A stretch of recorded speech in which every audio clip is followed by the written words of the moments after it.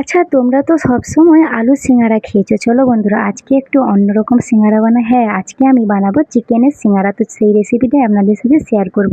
Hello guys, আসসালামু আলাইকুম। আপনারা সবাই কেমন আছেন? আশা করি সকলেই ভালো আছেন। Welcome shine viral recipe. আজকে আমি বানাবো মাংস দিয়ে সিঙ্গারা। খেতে কিন্তু খুব স্বাদ।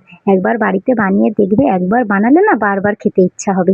যাতে আবারও বানিয়ে খাই। তো আমি ফার্স্টে আলুগুলোকে ভালো করে পিস পিস করে ছলার মতন কেটে নিয়েছি। এখানে আমি একদম আধখা মাংস নিয়েছি।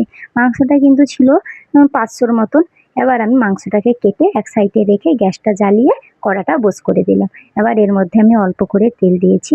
আর মাংসটা যে আগে থেকে ধুয়ে রেখেছিলাম সেই মাংসটাকে আমি কড়ার মধ্যে দিয়ে এটাকে আমি ভালো করে মাখিয়ে নিয়ে ভেজে নিচ্ছি। দেখতে পাচ্ছ বন্ধুরা, মাংস দিয়ে যেহেতু জল বেরিয়ে আসছে, এবার আমি আলুগুলো দিয়ে লবণ দিয়ে হলুদ গুঁড়ো আর আমি দেবো লঙ্কা গুঁড়ো দিয়ে এটাকে আমি ভালো করে ভেজে নেব। দেখতে পাচ্ছ বন্ধুরা, এখানে আমি ভালো করে মশলাটাকে মাখিয়ে নিচ্ছি।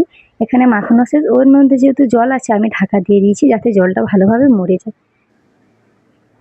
জলটা ভালো করে মরে গেছে। এবার আমি দিয়ে দিয়েছি জিরা গুঁড়ো। আগে কিন্তু আমি দিয়েছিলাম আদা রসুন বাটা দিয়েই, কিন্তু আমি কষে তারপরে জলটা আবার দিয়ে ঢাকা দিয়ে দিয়েছি। তো এবার আমি আগে থেকে যে রেখেছিলাম পেঁয়াজ আর কাঁচা লঙ্কা কুচি, সেটাই আমি আলুটা একদম শুকনো হয়ে যেতে দিয়ে এটাকে ভালো করে মাখিয়ে এক সাইড করে রেখে দিয়েছি। এখানে আমি নিয়েছি ৩ কাপ পুরো উপর করে ময়দা আর হাফ কাপ, মোট ৪ কাপ আমি ময়দা নিয়েছি। ময়দাটা নিয়ে এবার আমি এর মধ্যে দিয়ে দিয়েছি কালো জিরে।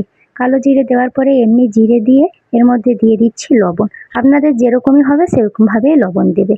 তো আমি স্বাদ অনুযায়ী একটু দিয়েছি চিনি, যাতে চিনিটা দিলে একটু খেতে ভালো লাগে, আমার স্বাদ আসবে তার জন্য। আমি এবার ২ কাপ দিয়ে মানে জল দিয়ে, আরও জল দিয়ে এটাকে ভালো করে মাখিয়ে নিয়েছি। যেরকমই রুটি হয় সেরকমভাবে নরম করে নিয়েছি। করে নেওয়ার পরে এবার এটাকে আমি ভালো করে বেলে নিচ্ছি। দেখতে পাচ্ছ বন্ধুরা, আমার রুটিটা গোল হয়ে গেছে। এবার এটাকে আমি মাঝ বরাবর কেটে নেব। এক সাইড একদম প্লেন রাখবো আর এক সাইড আমি লম্বা লম্বা করে কেটে নেব।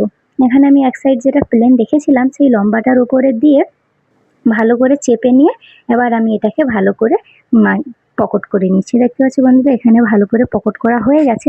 এর মধ্যে আমি যে মাংসটা মাখিয়ে রেখেছিলাম সেটাই দিয়ে দিয়েছি। তো কেমন লেগেছে আমার এই ভিডিও?